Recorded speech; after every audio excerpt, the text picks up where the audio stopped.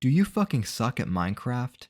Do normal practice maps just not seem to be cutting it anymore? Does looking at your elo graph make you want to kill yourself? Well, if any of these things are true for you, you've come to the right place because recently I've been developing a new strategy that can help you win ranked matches even after you've died, and all you have to do is lie. That's right, gaslighting. If you can't beat them, literally do the closest thing to cheating. Say you're in the lead during a ranked match, but you're having your average treasure bastion experience, right?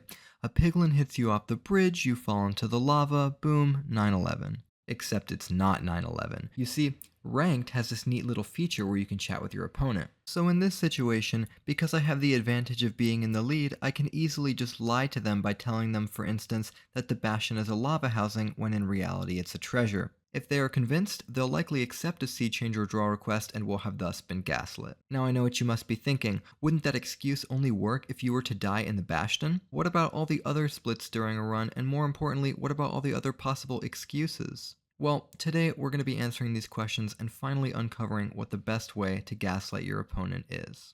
In order to do this, I'm going to be running a stats experiment using 6 different experimental groups, each of which will receive a unique treatment that determines how they are gaslit. So first up, finding the bastion.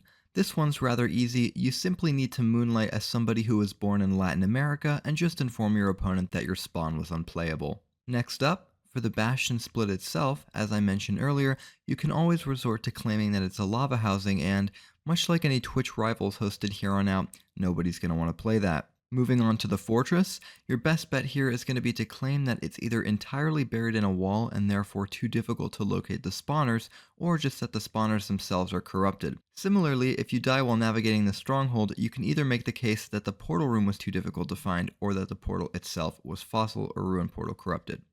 And lastly, as for the end dimension, just demand of your opponent that he draw the match in order to save your average. That said, I want to preemptively issue an apology to CrowPro since he won't be able to use this strategy as he'll have already forfeited the match by then. While that is all of the splits you could offer a practical excuse during, it was not enough to satisfy my desire to gaslight people, so I incorporated one additional category, which I have classified as emotional manipulation. I was curious to see if saying things like, "I'm having a bad day," or "I lagged, bro, trust," would be an effective strategy, irrespective of whichever split you happen to be in. Alright, so as with any professional stats experiment, the first step is going to be to reach out to a Harvard astrophysicist with no background in mind. The first step is going to be to look for possible confounding variables that might be present, because we're going to have to control for them to increase our study's internal reliability. Using Sky Krabs' gambling addiction as inspiration here, most of our problems or confounding variables can simply be ironed out exclusively by having a larger sample size. For instance, the opponent might be more likely to see change or draw during earlier splits in the run purely given that they've invested less time in it. Alternatively, the opponent might have themselves made a mistake or died and would therefore view accepting such a request as something beneficial. In either case, our study would no longer be testing what it originally sought to, and its results would thus be inconsequential.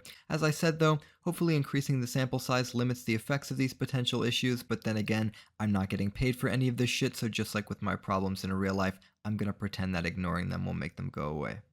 Additionally, if the opponent is too stupid and or too easy to gaslight, the data could be skewed to make us believe that a seed change or draw seems more probable than it actually is. However, luckily for the sake of this study, Minecraft players are notoriously quite intelligent. Unlike Curryway's sense of fashion, our data here is going to be binary, as the only two outcomes are that the opponent accepts or denies a seed change or draw request. This, however, is an issue.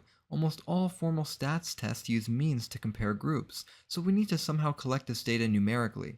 This can be achieved by making each data point a proportion of successful gaslights and using proportions out of 10 for 5 data points in each of the 6 conditions, creating a data table that looks something like this.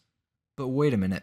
In order for people to collect meaningful data, they're going to have to agree to purposefully sacrifice ELO on their accounts or use ults, both of which are banned in the ranked guidelines. Therefore, we need to create a help ticket in the ranked server and see if we can get an exception made by the mods. And luckily, with just a little bit of prodding, we've got the full support of the ranked staff and we're ready to collect our data. In a colossal oversight on par with allowing Minecravenger on the leaderboards, the entire data collection process is wildly uninteresting to watch, and so I'll try to keep it relatively brief. That being said, what you're looking at right now is a few of the games I had to actually play myself alongside a few others from each split, as well as some of the dumbest clips I was sent from those who collected the rest of the data. I tried to evenly splinter the games among 12 people, and I was mostly responsible for collecting data from the Bastions. If you're watching this and you happen to be a member of the ranked staff, please don't ban my account, okay? All the games were played on casual mode, so hopefully it's no problem. Having said all that, I proudly present to you not one, not two, but 5 months worth of work in the form of an entirely useless data table. We have finally arrived at the part of the video where, just like Curryway's Facebook partnership, we can start to make a lot out of nothing. Plugging our data into a one-way ANOVA test, the F statistic is greater than the F critical value, meaning the test was significant. Additionally, the p-value was less than 0.05, so we can reject the null hypothesis that there was no difference between the means of the 6 groups and accept the alternative that there was. But this doesn't get us anywhere, because how does it relate to Minecraft, right?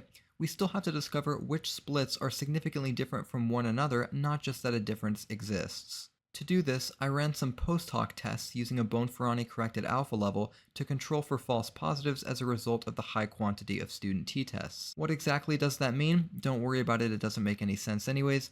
What does make sense though is the following. The people who were gaslit while finding the Bastion were significantly more likely to believe it than those in the Stronghold. However, vastly more saliently, opponents who were gaslit in the Bastion were significantly more likely to believe it than those in the Fortress, the Stronghold, or the End, making the Bastion far and away the most optimal time to gaslight your opponent.